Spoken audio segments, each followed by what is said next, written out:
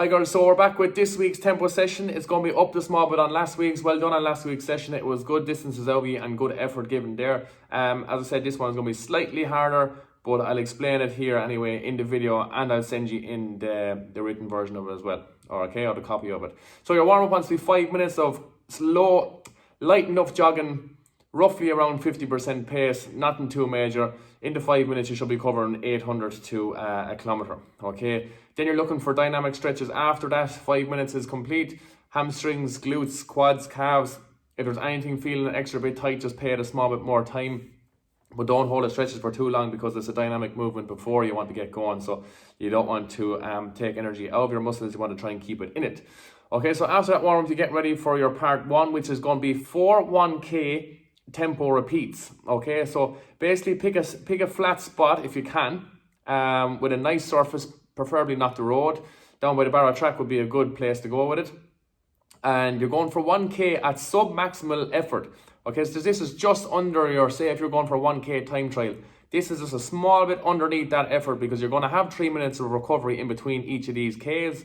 And basically what I'm looking for is your effort from the first K to be the exact same in your last one. Okay, so 1K, your time roughly, if it's 4:40 or whatever, 5 minutes, that your last K is around the same time, if it's not a small bit slower. So you don't want it to be too much slower in terms of, you don't want your first one, say at 4 minutes, for example, and your last one at 5 minutes. Try and keep them all roughly the same if you're giving it that sub-maximal effort. That's why this is going to be so taxing, because it's going to feel like basically 4 1K time trials with a 3 minute rest in between. The 3 minute rest should be just enough. If it's not enough, take a small bit extra, but don't try and take too much. You don't want your body to cool back down. You want to try and keep that heart rate up nice and high. It should be up around the 150s, 60s, even more the whole way through this if you're giving it enough of an effort.